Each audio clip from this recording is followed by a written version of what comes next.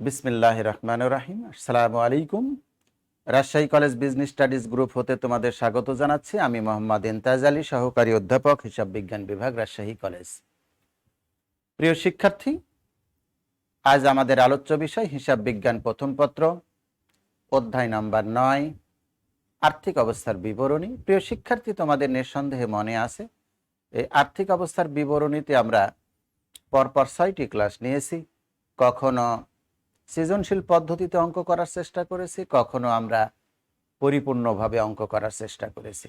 পরিপূর্ণ অঙ্কগুলোই আমরা বেশি করার চেষ্টা করি, কারণ হলো পরিপূর্ণ অঙ্ক যদি করা যায় তাহলে সৃজনশীল প্রশ্ন যেভাবে যেখান থেকেই আসুক না কেন আমাদের পক্ষে করা সেটি খুবই সহজ। প্রিয় শিক্ষার্থী, আমরা বলেছিলাম যে হিসাব বিজ্ঞান প্রথম পত্রের 9 নম্বর অধ্যায়টি অত্যন্ত গুরুত্বপূর্ণ একটি অধ্যায়, কারণ এই অধ্যায় থেকে দুটি প্রশ্ন আসে এবং দুটি প্রশ্নের উত্তর করাই বাধ্যতামূলক। প্রিয় শিক্ষার্থী, আমরা এই 9 নম্বর অধ্যায়ে যেটি আমরা বারবার আলোচনা করতে চাই সেটি হলো বিশদ আয় বিবরণী, মালিকানা সত্ত্ব বিবরণী এবং আর্থিক অবস্থার বিবরণী।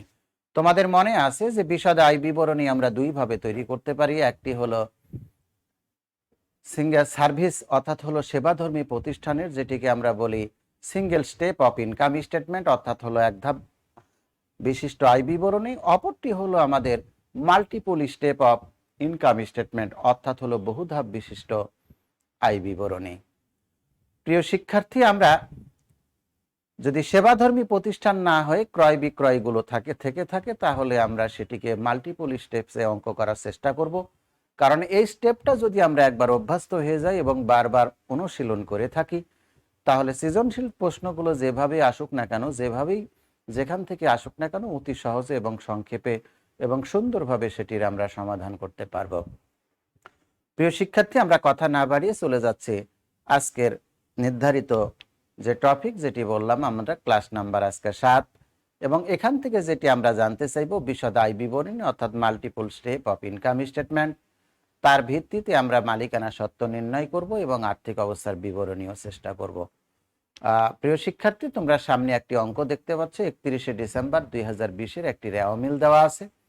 সে রেওয়া মিলের ক্রেডিট দিকে যদি আমরা দেখি তো বিক্রয়ের পরিমাণ দেওয়া আছে 3,32,000, ক্রয় ফেরত আছে 1,000 টাকা, মূলধনের পরিমাণ আছে 2 লক্ষ টাকা, প্রদেয় হিসাব আছে 35,000 টাকা, ক্রয় বাটার পরিমাণ আছে আমাদের 5,000 টাকা, কমিশন আছে 2,000 টাকা এবং 10% ঋণের পরিমাণ আছে 70,000 টাকা। ক্রেডিট দিকে টোটাল আমাদের 6,45,000 টাকা।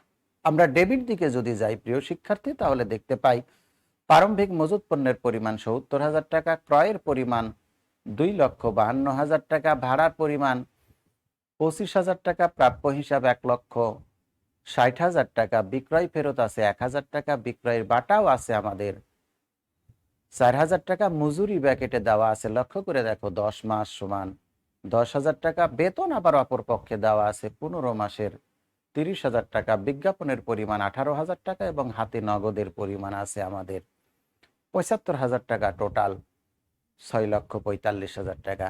প্রিয় শিক্ষার্থী, তোমরা যদি একটু লক্ষ্য করে দেখো তাহলে ডেবিট এবং ক্রেডিট পাশে, উভয় পাশে যদি লক্ষ্য করে দেখো তাহলে আমরা ক্রয় বাট্টা এবং বিক্রয় বাট্টা দুটোই দেখতে পাই।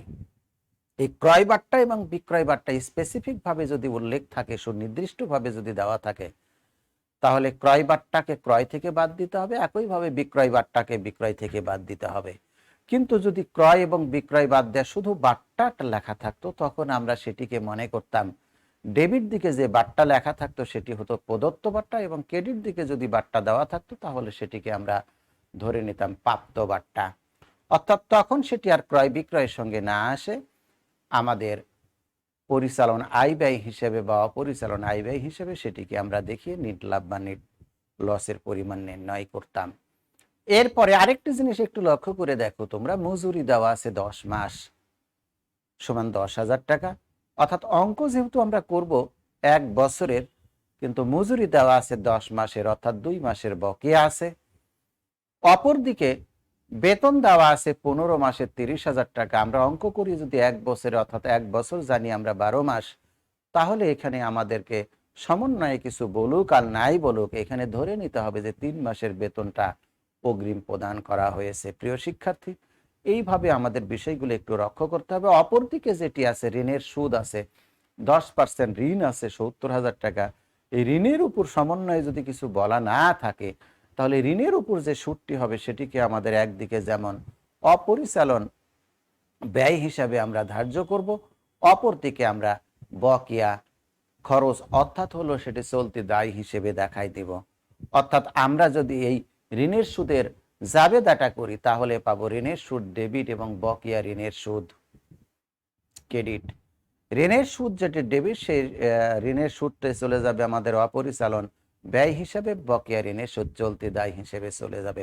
অপরপক্ষে মজুরি যে 2 মাসের বকেয়া আছে সেটির যদি জাবেদা করি তাহলে আমরা পাবো মজুরি খরচ ডেবিট আর বকেয়া মজুরি খরচ ক্রেডিট। অর্থাৎ হলো মজুরি খরচ সেটি হলো আমাদের প্রত্যক্ষ খরচ মজুরির সাথে যোগ হয়ে যাবে, এবং বকেয়া মজুরি খরচ সেটি চলতি দায় হিসাবে আমাদেরকে স্থানান্তর করতে হবে আর্থিক অবস্থার বিবরণীতে। অপরপক্ষে বেতন যেটি দেওয়া আছে, অগ্রিম 15 মাস দেওয়া আছে, আমরা 12 মাসের যদি বেতন করি তাহলে আমরা 15 মাসে 30,000 টাকা হলে 1 মাসে হয় 2,000 টাকা, আমাদের 24 মাসের হয় 12 মাসের হয় 24,000 টাকা, অতিরিক্ত হলো 6,000 টাকা। অন্যভাবে আমরা হিসাব করতে পারি যে 15 মাসে 30,000 টাকা, তাহলে 1 মাসে 2,000 টাকা, অতিরিক্ত দেওয়া আছে 3 মাস, 3 দুগুণ 6,000 টাকা। অর্থাৎ বেতন আমাদের অগ্রিম বেতন ডেবিট আর বেতন খরচ ক্রেডিট। এই বেতন খরচ যেটি সেটি হবে আমাদের বেতন থেকে বাদ যাবে এবং অগ্রিম বেতন চলতি সম্পদ হিসেবে আমাদের আর্থিক অবস্থার বিবরণীতে স্থানান্তর করতে হবে প্রিয় শিক্ষার্থী। এরপরে আমি সমন্বয়ের বিষয়গুলো একটু দেখে নিব। সমন্বয় নাম্বার 1 যেটি বলা হচ্ছে, বছর শেষে অবিকৃত পণ্যের মূল্য 1 লক্ষ টাকা। এটিকে আমরা জানি যে ক্রয়ের যে অংশটুকু আমরা বিক্রয় করি, বিক্রয়ের যে অংশটুকু বছর শেষে বা মেয়াদ শেষে বা কাল শেষে অবিকৃত অবস্থায় চলে যায় সেটি হলো সমাপনী মজুদ পণ্য। সমাপনী মজুদের আমরা যেই জাবেদা করি সেটি করি আমরা জানি যে প্রিয় শিক্ষার্থী, সমাপনী মজুদ ডেবিট, ক্রয় বিক্রয় বা ক্রয় হিসাব ক্রেডিট। অর্থাৎ হলো সমাপনী মজুদ একদিকে যেমন চলতি সম্পদ, অপরদিকে ক্রয় থেকে আমরা বা এখানে যেহেতু আমরা বিক্রিত পণ্যের ব্যয় করব যার জন্য সমাপনী মজুদ ডেবিট আর বিক্রিত পণ্যের ব্যয় ক্রেডিট, অর্থাৎ বিক্রিত পণ্যের ব্যয় থেকে এটিকে আমরা বাদ দিব। ধারে পণ্য ক্রয় এবং ধারে পণ্য বিক্রয়, অর্থাৎ হলো এটা অলিখিত ক্রয় এবং অলিখিত বিক্রয়। আমরা ধারে পণ্য ক্রয়ের ক্ষেত্রে যে জাবেদাটা করব, ক্রয় হিসাব ডেবিট, প্রদেয় হিসাব ক্রেডিট, অর্থাৎ ক্রয়ের সাথেও যোগ হবে, অপরদিকে প্রদেয় হিসাবের সাথে আমাদের যোগ করতে হবে। এবং একইভাবে ধারে পণ্য বিক্রয়, এটিকে আমরা জাবেদা করব প্রাপ্য হিসাব ডেবিট এবং বিক্রয় হিসাব ক্রেডিট, অর্থাৎ হলো প্রাপ্য হিসাবের সাথেও আমাদের যোগ করতে হবে এবং বিক্রয়ের সাথেও সেটি যোগ করতে হবে। বিনামূল্যে পণ্য বিতরণ, এর প্রয়োগ ক্ষেত্রে আমরা জানি সেটি হলো যে ক্রয় থেকে বাদ যায় এবং বিজ্ঞাপনের সাথে আমাদের যোগ হয়। এর জাবেদাটা যদি আমরা করি তাহলে যেটি পাই প্রিয় শিক্ষার্থী, বিজ্ঞাপন ডেবিট এবং ক্রয় হিসাব ক্রেডিট। এই জন্য আমরা ক্রয় থেকে বাদ দিই এবং বিজ্ঞাপনের সাথে যোগ করি, এবং মোট বিজ্ঞাপনের দেওয়া আছে 3/5 অংশ বিলম্বিত করতে হবে। অর্থাৎ হলো রেওয়া মিলে যে বিজ্ঞাপন দেওয়া আছে, লক্ষ্য করে দেখো প্রিয় শিক্ষার্থী, 18,000 টাকা। আমরা যখন লাভ লোকসান হিসাব করব তখন বিশদ আয় বিবরণীতে ওই বিজ্ঞাপনের সাথে এই বিনামূল্যে পণ্য বিতরণ 7,000 টাকা যোগ করে মোট হবে 25,000 টাকা। সেই 25,000 টাকার 5 ভাগের 3 ভাগ অর্থাৎ হলো 15,000 টাকা আমাদের বিলম্বিত করতে হবে, চলতি সম্পদ হিসেবে স্থানান্তর করব, এবং বাকি 10,000 টাকা আমাদের অবলোপন করতে হবে, অর্থাৎ হলো পরিচালন খরচ হিসেবে আমাদেরকে লাভ লোকসান হিসাবে দেখাতে হবে। প্রাপ্য হিসাবের 5,000 টাকা আদায়যোগ্য নয়, এটি হলো অনাদায়ী পাওনা বা কুঋণ। অবশিষ্ট প্রাপ্য হিসাবের উপর 6% হারে অনাদায়ী পাওনা সঞ্চিতি ধার্য করতে হবে প্রিয় শিক্ষার্থী। তাহলে আমাদের প্রাপ্য হিসাবটা আগে নির্ণয় করতে হবে। তোমরা লক্ষ্য করে দেখো, রেওয়া মিলে ডেবিট দিকে প্রাপ্য হিসাবটা আমরা যদি দেখি তাহলে দেওয়া আছে আমাদের 1,60,000 টাকা। সমন্বয় নাম্বার 2 যদি বলা হয় তাহলে ধারে বিক্রয়ের পরিমাণ দেওয়া আছে আমাদের প্রিয় শিক্ষার্থী 15,000 টাকা। অর্থাৎ এটা আমরা বলেছিলাম প্রাপ্য হিসাবের সাথেও যোগ হবে এবং বিক্রয়ের সাথে যোগ হবে। তাহলে 1,60,000 টাকার সাথে 15,000 টাকা যোগ করলে আমরা পেয়ে যাব 1,75,000 টাকা। 1,75,000 টাকা থেকে অনাদায়ী পাওনা বাদ 5,000 টাকা, থাকবে আমাদের 1,70,000। ওই 1,70,000 টাকার উপর আমাদের 6% হারে অনাদায়ী পাওনা সঞ্চিতি ধার্য করতে হবে। এবং আমরা যখন আর্থিক অবস্থার বিবরণী তৈরি করব তখন আমাদের এই 5,000 টাকা এবং 6% যে টাকাটা হয় সেটি আমাদের প্রাপ্য হিসাব থেকে বাদ দিয়ে দেখাতে হবে। মালিক কর্তৃক পণ্য উত্তোলন নয়, যদি মালিক কর্তৃক পণ্য উত্তোলন থাকতো তাহলে প্রিয় শিক্ষার্থী আমরা যেটি করতাম উত্তোলনের সাথে যোগ করতাম এবং ক্রয় থেকে বাদ দিতাম। যেহেতু নগদ উত্তোলন আছে সেটি আমরা যেটি করব উত্তোলনের সাথে ঠিকই যোগ করব, কিন্তু আমরা যেটি করব সেটি হলো আমাদের নগদ থেকে বাদ দেবে। অর্থাৎ তাহলে আমরা যদি জাবেদা করি তাহলে আমাদের জাবেদাটা আসবে উত্তোলন ডেবিট এবং নগদান হিসাব ক্রেডিট। অর্থাৎ মালিকানা সত্ত্বে উত্তোলনের সাথে এটি যোগ হয়ে যাবে এবং আর্থিক অবস্থার বিবরণী যখন আমরা চলতি সম্পদ করব তখন নগদ হাতে নগদ যে 75,000 টাকা আছে সেখান থেকে 10,000 টাকা আমরা বাদ দিয়ে সেটিকে প্রদর্শন করব। আর জাবেদা যদি তোমরা বলো তাহলে হবে উত্তোলন ডেবিট এবং নগদান হিসাব ক্রেডিট। প্রিয় শিক্ষার্থী, এতক্ষণ সমন্বয় নিয়ে এগুলো আমরা একটু বিস্তারিত কথা বললাম তোমাদের স্বার্থে, যেন আমরা একদিকে প্রয়োগ দেখালাম অপরদিকে তোমাদের জাবেদাটাও দেখালাম। এগুলোকে বলা হয় সমন্বয় জাবেদা। তো আমরা জাবেদা যদি সঠিকভাবে প্রয়োগ করতে পারি তাহলে আমাদের প্রয়োগ ক্ষেত্রটাও ভালো হয়, যার জন্য একদিকে আমরা কোথায় কোথায় যাবে কোনটি যাবে সেটি একদিকে যেমন তোমাদের বলে দিলাম, অপরদিকে তার জাবেদাটাও করে দিলাম এবং আমরা এই অঙ্ক করার সময় এর ওয়ার্কিংসগুলো যেগুলো আছে ছোটোখাটো ওয়ার্কিংস আছে সেগুলো তোমাদেরকে আমরা পাশাপাশি করে দিব, যেন তোমাদের অঙ্ক করার জন্য শুধু এই অঙ্ক না এরকম আরো অনেকগুলো অঙ্ক করার ক্ষেত্রে তোমাদের যেন সেটি সহায়তা পালন করে থাকে। তো প্রিয় শিক্ষার্থী, এখান থেকে প্রথমে যেটি করব আমরা বলেছি যে বিশদ আয় বিবরণী তৈরি করব, এরপরে মালিকানা সত্ত্ব বিবরণী তৈরি করব এবং আর্থিক অবস্থার বিবরণী তৈরি করব। বিশদ আয় বিবরণী করতে গেলে আমরা যেটি বললাম যে আমরা সেবাধর্মী প্রতিষ্ঠানের করব না উৎপাদনকারী প্রতিষ্ঠানের করব। এখানে লক্ষ্যই করে দেখতে পাচ্ছ প্রারম্ভিক মজুদ আছে, সমাপনী মজুদ আছে, বিক্রয় আছে, ক্রয় আছে, বিক্রয়ের সাথে কতগুলো রিলেটেড আইটেম আছে এবং ক্রয়ের সাথে রিলেটেড কতগুলো আইটেম আছে। সুতরাং এটি আমরা উৎপাদনকারী প্রতিষ্ঠান, অর্থাৎ হলো এটি আমরা যেটি মনে করব সেটি হলো মাল্টিপল স্টেপ অফ ইনকাম স্টেটমেন্টের যে পদ্ধতি সেটিকে অনুসরণ করে থাকব। অর্থাৎ প্রথমে নেট বিক্রয় বের করব, তারপরে নেট বিক্রয় থেকে বিক্রিত পণ্যের ব্যয় বাদ দিয়ে আমরা মোট লাভ বা মোট মুনাফার পরিমাণ নির্ণয় করব, সেখান থেকে পরিচালন ব্যয় বাদ দিব, পরিচালন আয় যদি থাকে সেটি যোগ করে আমাদের পরিচালন মুনাফা আমরা নির্ণয় করব এবং সেই পরিচালন মুনাফার সাথে অপরিচালন আয় যদি থেকে থাকে সেটি আমরা যোগ করব এবং অপরিচালন ব্যয় যদি সেটি থেকে থাকে তাহলে সেটিকে আমরা বাদ দিয়ে নেট মুনাফা বা নেট ক্ষতির পরিমাণ নির্ণয় করব। তো প্রিয় শিক্ষার্থী, আমরা শুরুতে বিশদ আয় বিবরণী চেষ্টা করতেছি। বিশদ আয় বিবরণী 31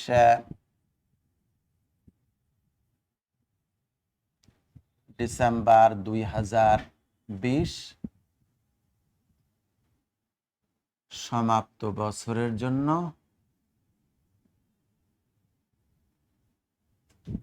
যদি নাম দেওয়া থাকে প্রিয় শিক্ষার্থী কোনো ব্যক্তি বা প্রতিষ্ঠানে, তাহলে আমরা যেটি করব তো প্রথমে নাম লিখব, এক্স কোম্পানি, ওয়াই কোম্পানি অথবা এক্স ট্রেডার্স, ওয়াই ট্রেডার্স, তারপরে বিশদ আয় বিবরণী, তারপরে 31 ডিসেম্বর যে সালটি আছে সেই সাল অনুযায়ী দিব আমরা। প্রিয় শিক্ষার্থী, এরপরে আমরা 3টা টাকার ঘর টানব। বিবরণ, টাকা বা পরিমাণ,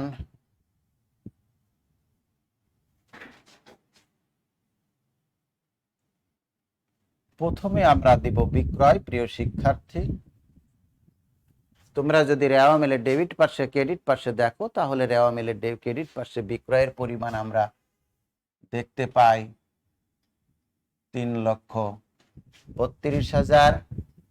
বাদ রেওয়া মিলের ডেবিট পার্শ্বে লক্ষ্য করে দেখো বিক্রয় ফেরত আছে আমাদের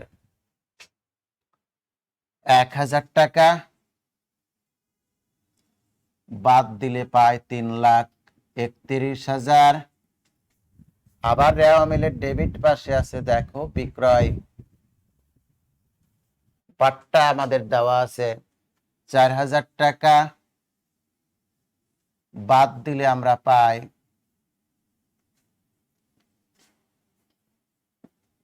3,27,000 টাকা।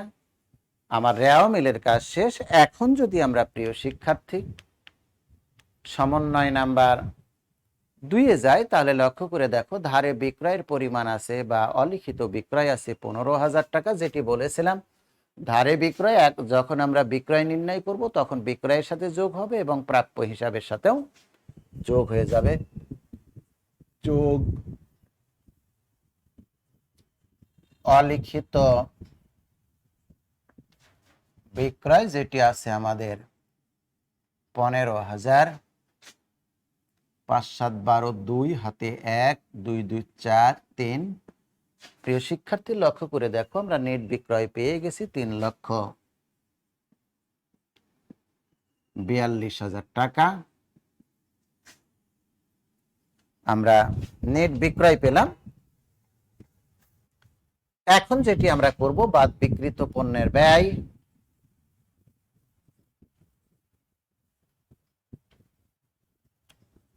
বিক্রিত পণ্যের ব্যয় কোলন ড্যাশ টেনে দিলাম। প্রথমে প্রারম্ভিক মজুদ, এই টাকাটাকে আমরা 2 নাম্বার কলামে দেব। তোমরা যদি লক্ষ্য করে দেখো রেওয়া মিলের ডেবিট পাশে শুরুতে যেটি দেওয়া আছে আমাদের 70,000 টাকা। এরপরে আমরা ক্রয় দিব 1 নাম্বার কলামে। ক্রয়ের পরিমাণ 2,52,000 বা ঠিক বিক্রয়ের মতো ক্রয় ফেরত ক্রেডিট দিকে লক্ষ্য করে দেখো তোমরা 1,000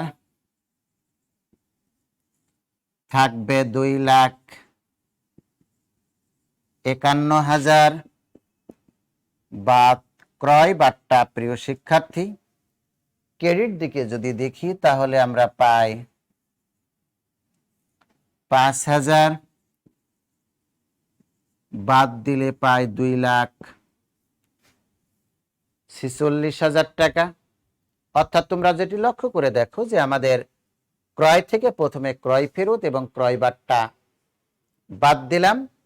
এরপরে আমরা চলে যাব সমন্বয়ে, যে ক্রয় রিলেটেড কোনো সমন্বয় আছে কিনা যেটি আমরা যোগ বা বিয়োগ করব। 2 নাম্বার সমন্বয়ের শুরুতে আছে, লক্ষ্য করে দেখো অলিখিত ক্রয় যোগ অলিখিত ক্রয় বা ধারে ক্রয়। এর প্রয়োগ আমরা আগেই বললাম, যেটি ক্রয়ের সাথে যোগ হবে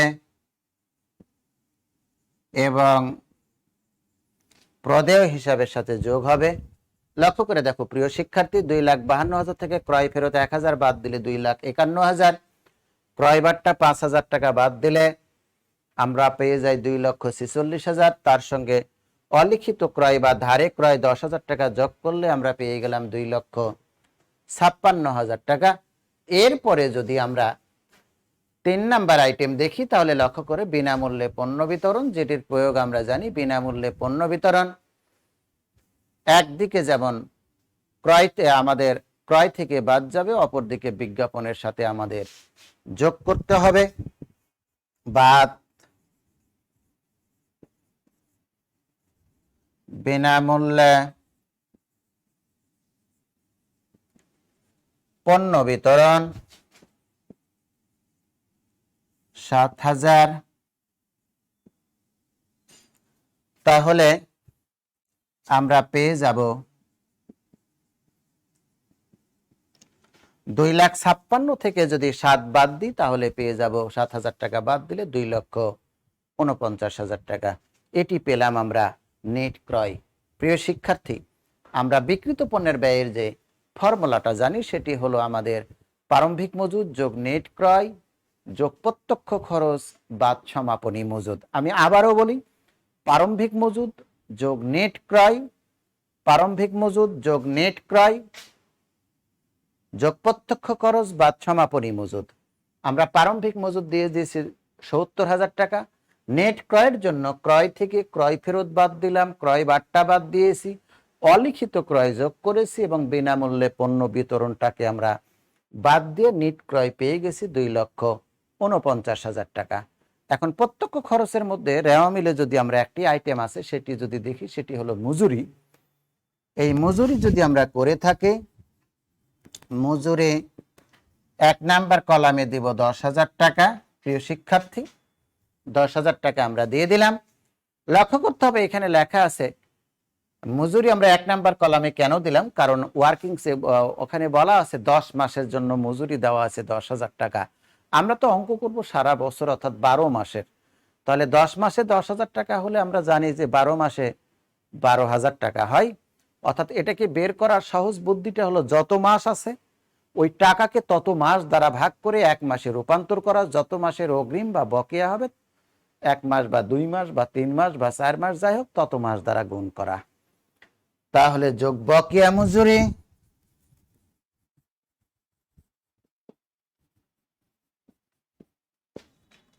$2,000 মজুরির পরিমাণ পেয়ে গেলাম প্রিয় শিক্ষার্থী আমরা 12,000 টাকা।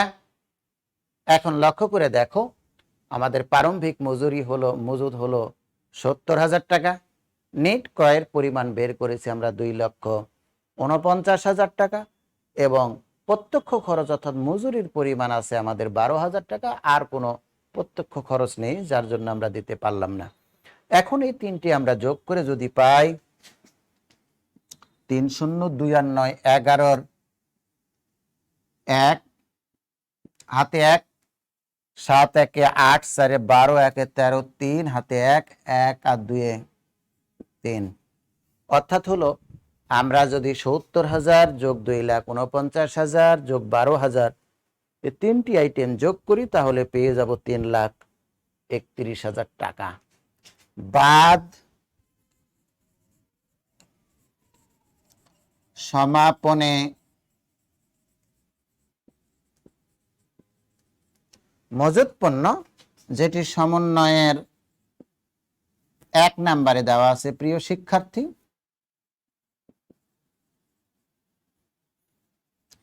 তাহলে আমরা পেয়ে গেলাম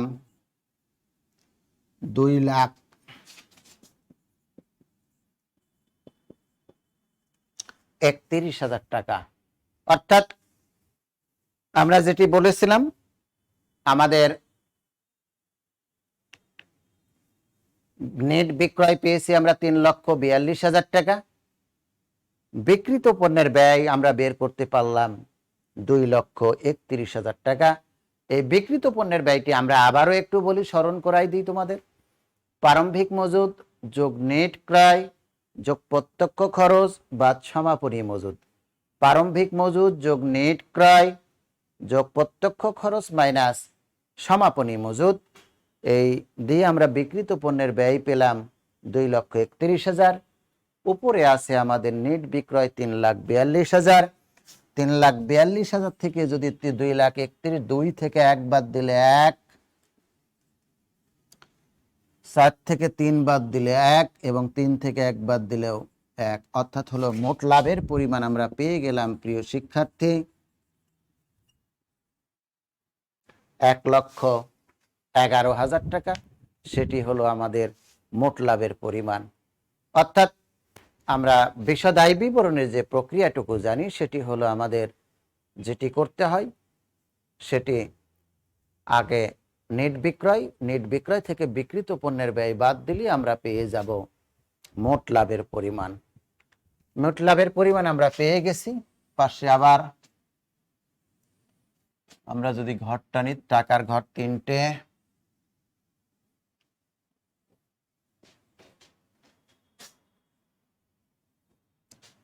বিবরণ,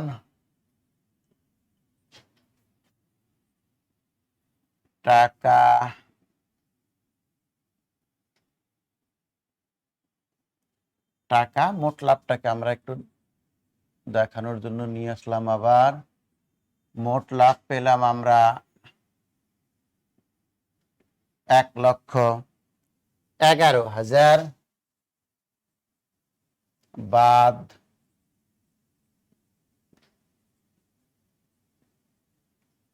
পরিচালন ব্যয়। আমরা রেওয়া মিলের ডেবিট পাশে আগে যাব প্রিয় শিক্ষার্থী, তারপরে সমন্বয়ে আসব। প্রথমে লক্ষ্য করে দেখো, প্রারম্ভিক মজুদের পরে ক্রয়, ক্রয়ের পরে যেটি আছে ভাড়া, ভাড়া আছে আমাদের 25,000। এরপরে আছে বেতন, বেতন আছে 30,000। বাদ অগ্রিম কি করে করলাম দেখো তোমরা লক্ষ্য করে, 30,000 গুণিত 3/15, অর্থাৎ এই 30,000 টাকা দেওয়া আছে 15 মাসের, আর 3 মাসের কি দেওয়া আছে আমাদের অগ্রিম দেওয়া আছে। তাহলে আমরা পেয়ে যাব 6,000, পার করে দিলাম আমরা 24,000 টাকা। এরপরে আমরা দিব প্রিয় শিক্ষার্থী বিজ্ঞাপন, বিজ্ঞাপন আছে আমাদের 18,000 টাকা, তোমাদের নিঃসন্দেহে মনে আছে, যোগ বিনামূল্যে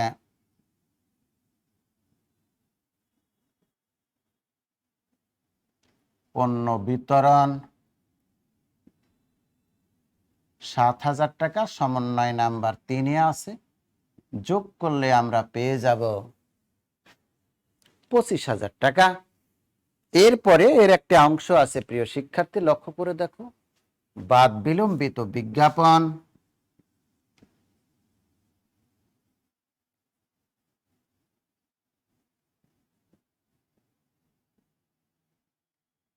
বিলম্বিত বিজ্ঞাপন, এটিকে আমরা যদি কাজ করি 25,000 3/5, অর্থাৎ 25,000-এর মোট টাকার 5/3 বিলম্বিত করতে হবে। 5 পাঁচা 25, 3 পাঁচা 15, তাহলে আউটার কলামে আমরা চলে যাবে 10,000 টাকা। যদি এমনটি বলতো প্রিয় শিক্ষার্থী 2/5-এর 2 অংশ বিলম্বিত করতে হবে, তাহলে এখানে 3-এর জায়গায় 2 দিতাম, দিয়ে 10,000 দিয়ে 15,000 টাকাকে পার করে দিতাম। যেটাই বলবে আমরা সেইভাবেই সে কাজটুকু করে নিব। তো প্রিয় শিক্ষার্থী, আমরা রেওয়া মিলের যে কয়টি আইটেম ছিল, ভাড়া ছিল সেটি দিলাম, এরপরে বেতন ছিল সেটির কাজ করলাম, বিজ্ঞাপন যেটি ছিল সেটির কাজও আমরা শেষ করেছি। এখন সমন্বয়ে যাব, ধারে ক্রয় বিক্রয়ের কাজ শেষ, বিনামূল্যে পণ্য বিতরণ 4 নাম্বার সমন্বয়ের কাজ আছে, অনাদায়ী পাওনা,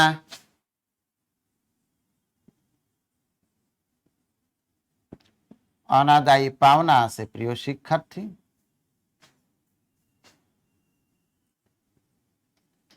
5,000 যোগ নতুন অনাদায়ী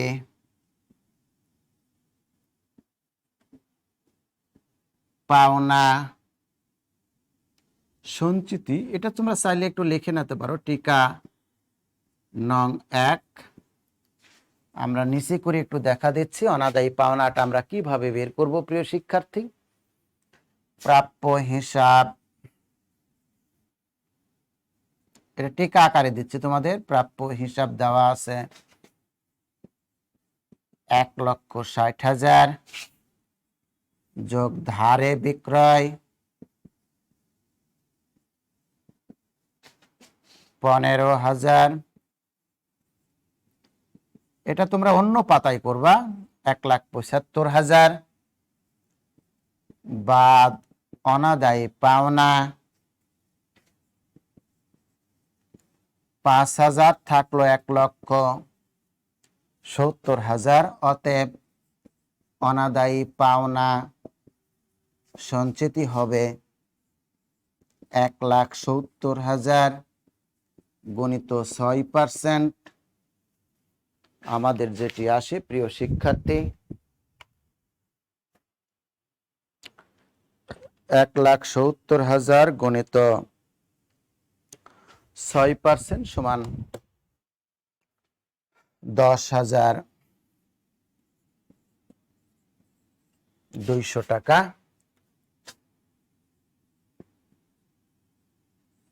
পার করে দেব আমরা 15,200 টাকা। লক্ষ্য করে দেখো প্রিয় শিক্ষার্থী, আমাদের পুরাতন অনাদায়ী পাওনা সঞ্চিতি যদি থাকতো সেটি বাদ দিয়ে দিতাম, যেহেতু রেওয়া মিলের ক্রেডিট দিকে পুরাতন অনাদায়ী পাওনা সঞ্চিতি আমাদের নাই, যার জন্য বাদ দিতে পারলাম না, সরাসরি দিয়ে দিলাম। তাহলে যেটি পেলাম, অনাদায়ী পাওনা যেটি সমন্বয়ে আছে 5,000 টাকা সেটি দিলাম, আর যোগ নতুন অনাদায়ী পাওনা সঞ্চিতি অর্থাৎ পার্সেন্টেজ আকারে যেটি সমন্বয়ে বলা হয়েছে 6%। এখন প্রাপ্য হিসাব আছে আমাদের 1,60,000 টাকা। অলিখিত বিক্রয় আছে যেটি আমরা জানি প্রাপ্য হিসাবের সাথে যোগ হয়, সেটি যোগ করে পেলাম 1,75,000 টাকা। এখান থেকে সমন্বয়ের এই 5,000 টাকা বাদ দেওয়ার পরে থাকলো আমাদের 1,70,000 টাকা। অথবা তোমরা অন্যভাবে করতে পারো, 1,60,000 থেকে 5,000 বাদ দিলে 1,55,000, ওই 1,55,000 সাথে 15 যোগ করলে আবার 1,70,000। এই 1,70,000 টাকার উপর 6% করলে আমরা পেয়ে যাব 10,200 টাকা।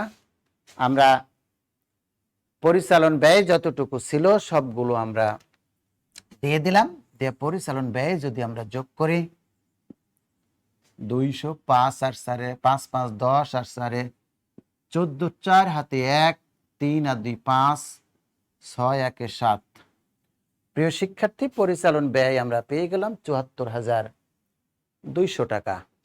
বাদ যদি এখন দেই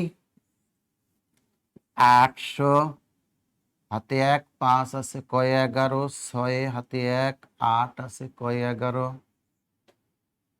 3 হাতে 1, অর্থাৎ 36,800 টাকা আমরা পেয়ে গেলাম।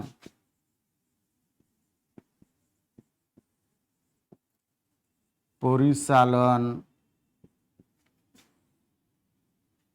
আয় বা মুনাফা। আমরা আবার একটু ক্যালকুলেটরেও দেখে নিব, সঠিক করে চেষ্টা করব আমরা যে আমাদের সেটি হলো কিনা। অর্থাৎ 1,11,000 মাইনাস 74,200, 36,800 টাকা আমরা পেয়ে গেলাম পরিচালন মুনাফা। প্রিয় শিক্ষার্থী, আমরা টিকাটাকে একটু ভ্যানিশ করে দিলাম। যোগ অপরিচালন আয়,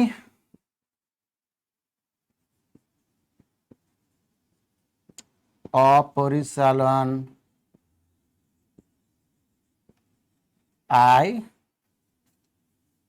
প্রাপ্ত কমিশন,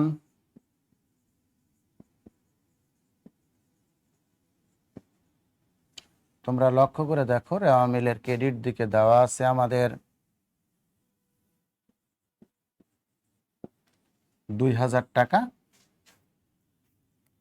রেওয়া মিলের ক্রেডিট দিকে দেওয়া আছে 2,000 টাকা। যদি যোগ করি আমরা পাই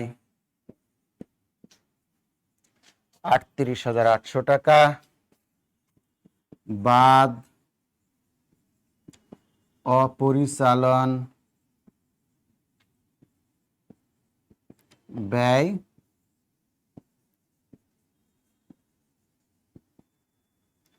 ঋণের সুদ আমাদের যেটি দেওয়া আছে প্রিয় শিক্ষার্থী 70,000 গুণিত 10%, আমরা পেয়ে যাব 7,000 টাকা।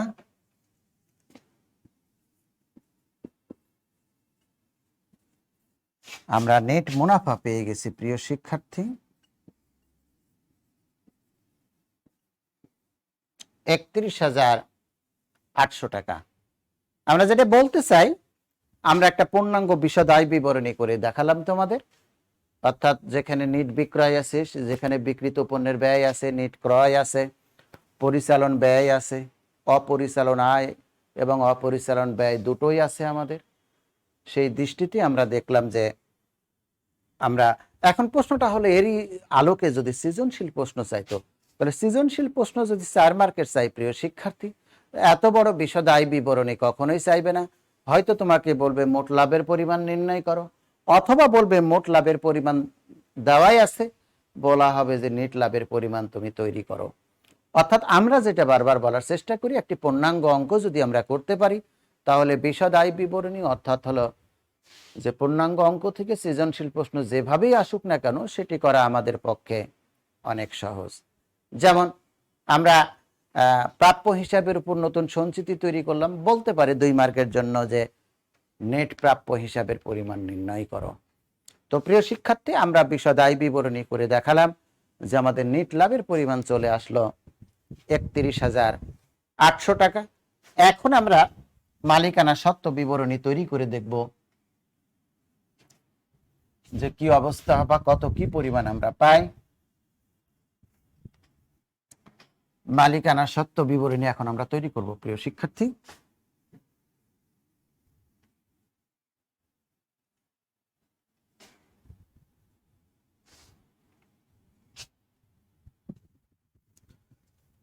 হ্যাঁ, মালিকানা সত্ত্ব বিবরণী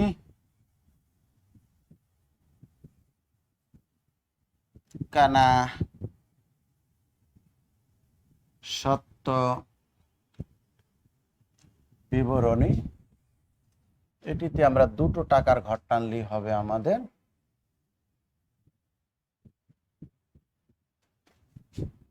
বিবরণ টাকা বা বিস্তারিত পরিমাণ, তারপরে পরিমাণ।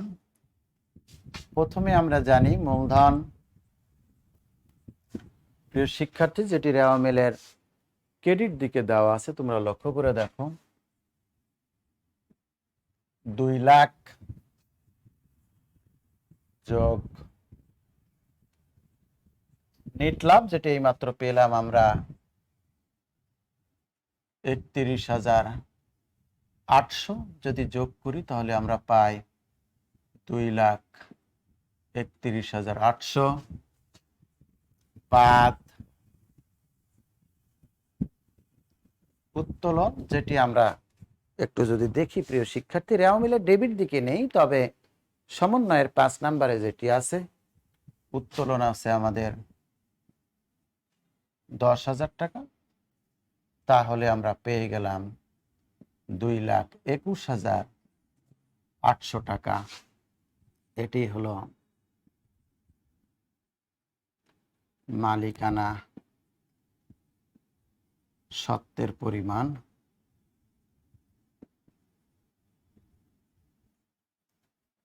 প্রিয় শিক্ষার্থী, আমরা মালিকানা সত্ত্বের বিবরণী জানি, সেটি হলো মূলধন যোগ অতিরিক্ত মূলধন যোগ মূলধনের সুদ যোগ নেট লাভ বাদ উত্তোলনের সুদ। কিন্তু যেহেতু এর মধ্যে যতগুলো যে কয়টি মাত্র আইটেম থাকবে সেগুলো দিয়েই আমাদের মালিকানা সত্ত্বের পরিমাণ নির্ণয় করতে হবে।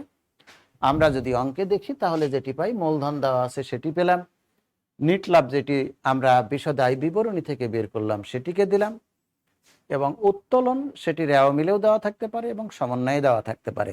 প্রশ্ন আসতে পারে যে রেওয়া মিলেও দেওয়া আছে এবং সমন্বয়ে দেওয়া আছে, তখন যেটি করতাম, রেওয়া মিলেরটা 1 নাম্বার কলামে লিখে সমন্বয়েরটা তার সঙ্গে যোগ করে দিতাম, দিয়ে সবগুলো উত্তোলন একবারে দিয়ে মোট উত্তোলন নামে এটি দেখাই দিতাম প্রিয় শিক্ষার্থী। দিয়ে আমরা তাহলে মালিকানা সত্ত্বের পরিমাণও পেয়ে গেলাম। এখন আমরা করব আর্থিক অবস্থার বিবরণী।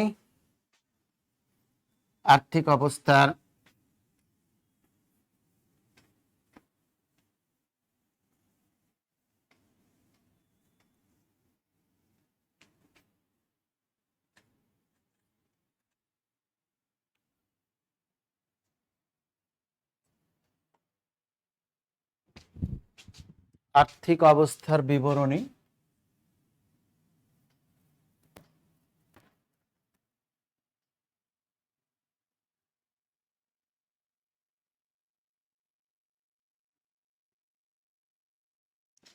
একত্রিশ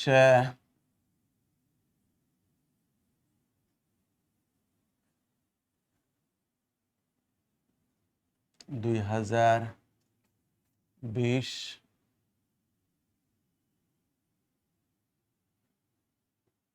বছরের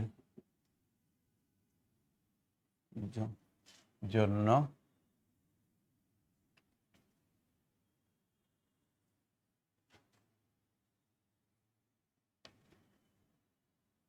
আমরা 3টা টাকার ঘর টানবো প্রিয় শিক্ষার্থী।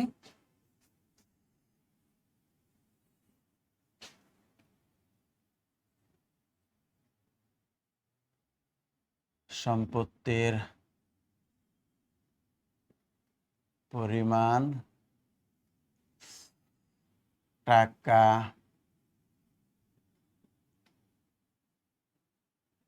টাকা আমরা রেওয়া মেলের শুরুতে যদি যাই এবং ডেবিট পাশে যদি দেখি প্রিয় শিক্ষার্থী, তাহলে যেটি পাই প্রথমে আছে আমাদের, লক্ষ্য করে একেবারে শেষে আছে হাতে নগদ,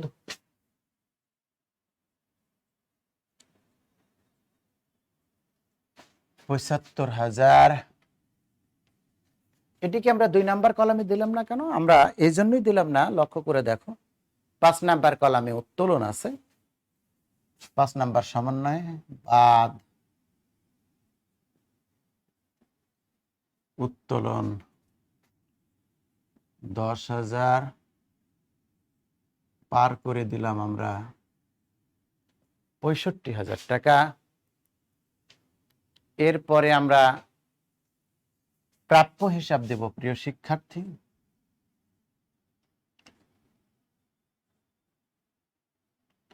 প্রাপ্য হিসাব 1,60,000 যোগ অলিখিত বিক্রয় বা ধারে বিক্রয় 15,000, পেলাম আমরা 1,75,000 টাকা বাদ অনাদায়ে পাওনা, যেটি সমন্বয়ে আছে প্রিয় শিক্ষার্থী 5,000, পেলাম আমরা সমন্বয় নাম্বার হলো 5 4 1,70,000 বাদ অনাদায়ে পাওনা সঞ্চিতি, যেটি লাভ লোকসানে আমরা দিয়েছি প্রিয় শিক্ষার্থী, তোমাদের মনে আছে টিকা আকারে আমরা বের করে দিয়েছিলাম 10,200 টাকা, বাদ দিলে আমরা পেয়ে যাব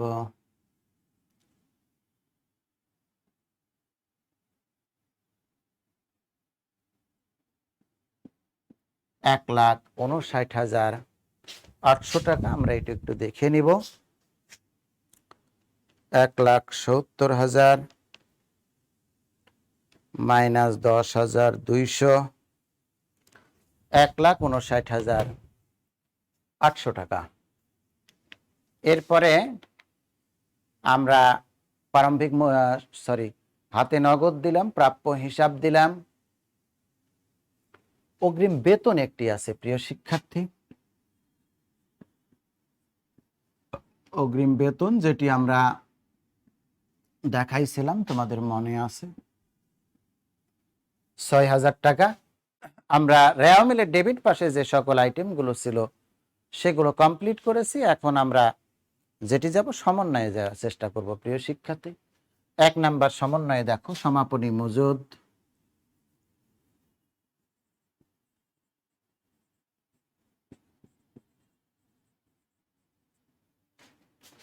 $1,00,000 টাকা। এরপরে আমাদের 3 নাম্বার আইটেমে দেখো বিলম্বিত বিজ্ঞাপন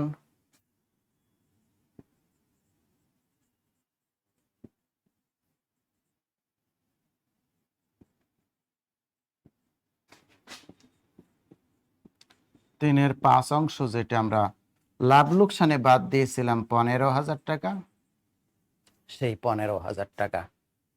প্রিয় শিক্ষার্থী, আমরা সম্পদের পরিমাণ বের করে ফেলেছি, স্থায়ী বা অস্পর্শনীয় সম্পদ এখানে নেই। আমরা আবারও দেখব, হাতে নগদ দিয়ে দিলাম, আমরা অগ্রিম বেতন দিলাম, নেট প্রাপ্য হিসাবের পরিমাণ দিয়ে দিলাম, সমন্বয়ে গিয়ে সমাপনী মজুদ দিলাম, বিলম্বিত বিজ্ঞাপন দিলাম, অগ্রিম বেতনের পরিমাণও দিয়েছি। এখন যদি আমরা যোগ করি 800 5 6 11 20 আর 5 25, 5 হাতে 2 2 আর 6 8 5 13 1 14 4 হাতে 1 1 আর 2 3 আমরা আবার একটু যোগটা দেখে নিব ক্যালকুলেটরে।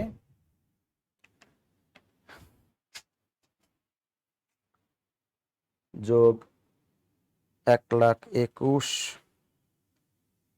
যোগ 65,000 3,45,800 টাকা হয়ে এটা পেয়ে গেছে প্রিয় শিক্ষার্থী। মোট সম্পত্তি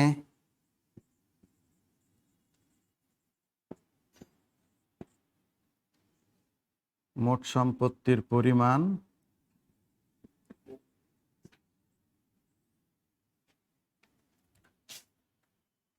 এরপরে আমরা দায় ও মালিকানা সত্ত্বের পরিমাণ বের করব।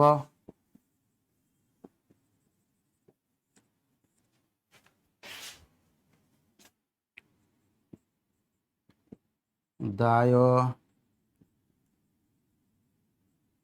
মালিকানা সত্ত্ব, প্রথমে যদি আমরা দায় পাশে যাই প্রিয় শিক্ষার্থী, তাহলে লক্ষ্য করে দেখো প্রদেয় হিসাব আছে,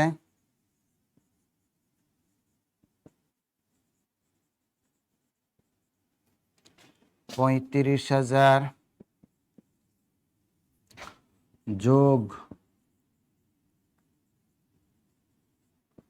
অলিখিত ক্রয় সমন্বয় নাম্বার 2 যদি যাই আমরা পেয়ে যাই প্রিয় শিক্ষার্থী 10,000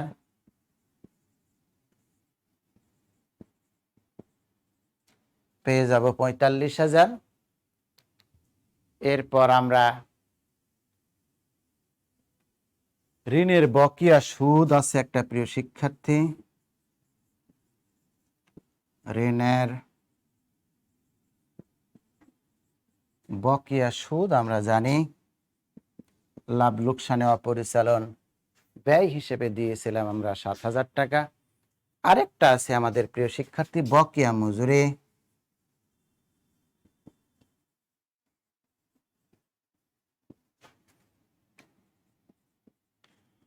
$2,000 টাকা।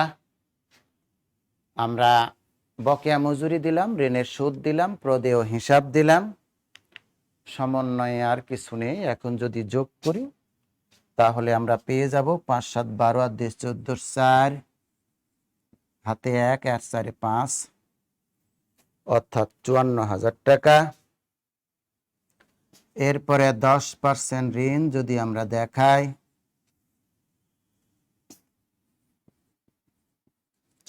$70,000 টাকা, যেটি রেওয়া মিলের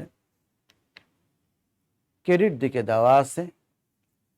এরপরে আমরা মালিকানা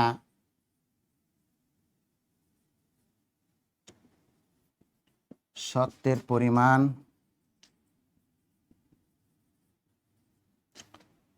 আমরা যেটি করে রেখেছি 2,21,800 প্রিয় শিক্ষার্থী। এখন যদি আমরা যোগ নামাও 4 একে 5, 7, 5, 12, 14, 4 হাতে 1, 3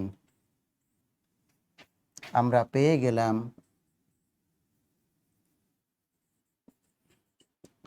দায় ও মালিকানা সত্ত্বের পরিমাণ।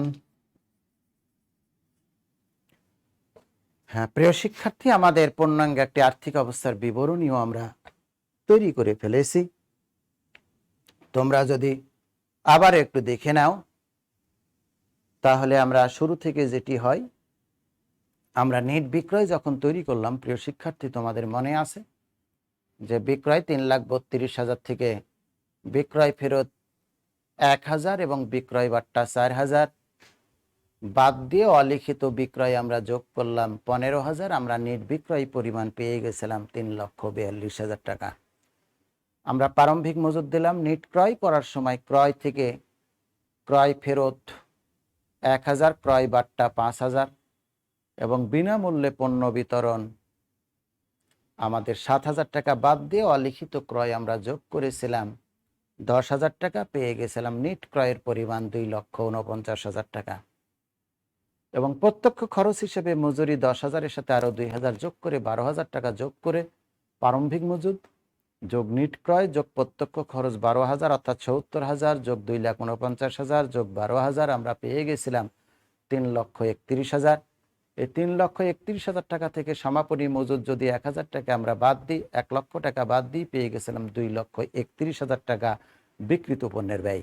নিট বিক্রয় 3,42,000 থেকে বিক্রিত পণ্যের ব্যয় 2,31,000 টাকা বাদ দিলে আমরা মোট লাভের পরিমাণ পেয়েছিলাম 1,11,000 টাকা। সেই মোট লাভের সাথে আমরা পরিচালন ব্যয় হিসাবে আমরা প্রথমে ভাড়া দিয়েছিলাম 25,000 টাকা, আমরা বেতনের পরিমাণ দিয়েছিলাম অগ্রিম বাদ দিয়ে 24,000 টাকা, অনাদায়ী পাওনা দিয়েছিলাম 5,000 টাকা এবং নতুন সঞ্চিতি দিয়েছিলাম আমরা 10,200 টাকা। এই দিয়ে আমরা 74,000 টাকা পেয়ে গেছিলাম এবং 74,200 টাকা পেয়ে গেছিলাম এবং আমরা পরিচালন ব্যয়ের পরিমাণ ব্যয় করেছিলাম। এই পরিচালন ব্যয়ের সাথে পরিচালন ব্যয় পেয়েছিলাম আমরা 38,800 টাকা, এর সাথে 36,800 টাকা। তার সাথে অপরিচালন আয় হিসেবে কমিশন যোগ করেছিলাম আমরা 2,000, পেয়েছিলাম 38,800 টাকা এবং অপরিচালন ব্যয় অর্থাৎ ঋণের সুদ বাদ দিয়েছিলাম 7,000 টাকা। আমরা নিট লাভের পরিমাণ পেয়েছিলাম 31,800 টাকা। এরপরে আমরা যেটি করলাম, মালিকানা সত্ত্বের পরিমাণ মূলধনের পরিমাণ দেওয়া ছিল আমাদের 2 লক্ষ টাকা। এই 2 লক্ষর সাথে আমাদের নিট লাভের পরিমাণ 31,800 টাকা যোগ করে 2,31,800 টাকা পেলাম। এখান থেকে উত্তোলনের পরিমাণ 10,000 টাকা বাদ দিয়ে আমরা পেয়ে গেলাম 31,800 টাকা নেট লাভ। 2,21,800 টাকা আমরা পেয়ে গেলাম মালিকানা সত্ত্বের পরিমাণ। এখন আর্থিক অবস্থার বিবরণীতে প্রথমে দিলাম নগদ 75,000 থেকে উত্তোলনের পরিমাণ 10,000 টাকা বাদ দিয়ে 65,000। নিট প্রাপ্য হিসাবের পরিমাণ দিলাম অর্থাৎ হলো 1,60,000 যোগ 15,000, 1,75,000 মাইনাস 5,000 মাইনাস নতুন অনাদায়ী পাওনা সঞ্চিতি 10,200 পেলাম 1,59,800 টাকা। অগ্রিম বেতনের পরিমাণ দিলাম আমরা 6,000 টাকা। বিলম্বিত বিজ্ঞাপনের পরিমাণ দিয়েছি 15,000 টাকা এবং সমাপনী মজুদের পরিমাণ দিয়েছি 1 লক্ষ টাকা। টোটাল যোগ করলে মোট সম্পত্তির পরিমাণ আসলো আমার 3,45,800 টাকা। দায় ও মালিকানা সত্ত্ব করতে গেলে প্রথমে চলতি দায় আছে আমাদের প্রদেয় হিসাব 35,000 যোগ অলিখিত ক্রয়ের পরিমাণ 10,000, টোটাল 45,000 টাকা। আমাদের বকেয়া মজুরি আছে 2,000 টাকা এবং বকেয়া ঋণের সুদ আছে আমাদের 7,000 টাকা, টোটাল হলো 54,000 টাকা। দীর্ঘমেয়াদী দায় হিসেবে ঋণের পরিমাণ আছে 70,000 টাকা এবং মালিকানা সত্ত্বের পরিমাণ যেটি আমরা বের করেছি 2,21,000 যোগ করলে আমরা পেয়ে গেলাম 3,45,800 টাকা। প্রিয় শিক্ষার্থী, আমরা পূর্ণাঙ্গ একটি অঙ্ক করলাম, পুঙ্খানুপুঙ্খানু একাধিকবার বলার চেষ্টা করেছি। আমরা একটু প্রশ্নোত্তর পর্বে যেয়ে দেখব যে প্রশ্নোত্তর পর্বে কোনো প্রশ্ন আছে কিনা, থাকলে সেগুলো নিয়ে একটু কথা বলবো। প্রশ্নোত্তর পর্বে একটু ওপেন করো তো দেখি কোনো প্রশ্ন আছে কি। কোনো প্রশ্ন নেই। আশা করি তোমরা সবাই বুঝতে পেরেছো এবং না বোঝার কোনো কারণ নেই, কারণ প্রত্যেকটা বিষয়টাকেই আমরা পুঙ্খানুপুঙ্খানুভাবে বলার চেষ্টা করেছি। আমরা সামনে আরও 2-1টি ক্লাস এর উপর নিব, সেটি হলো সৃজনশীল প্রশ্নগুলো এর পরের থেকে আমরা শুরু করব। অর্থাৎ হলো আমরা পূর্ণাঙ্গ অঙ্ক 7-8টা করাই ফেললাম, এখন সৃজনশীল 2-3টা-4টা করা হয়। আশা করি আমরা সেটি সমর্থ হবে এবং যেটি সামনের দিন করব, সামনে ক্লাসে, সেটি হলো একটি অঙ্ক আমি করব আর একটি অঙ্ক তোমাদেরকে দিয়ে দিব এবং সেই উত্তরগুলো আমাকে তোমরা জানিয়ে দিবা। তো তোমরা সবাই ভালো থেকো, স্বাস্থ্যবিধি মেনে চলো এবং পড়াশোনার মধ্যে থাকো, এই আশাবাদ ব্যক্ত রেখে আজকের ক্লাস আমরা এখানেই শেষ করছি। খোদা হাফেজ। আসসালামু আলাইকুম ওয়া রাহমাতুল্লাহ।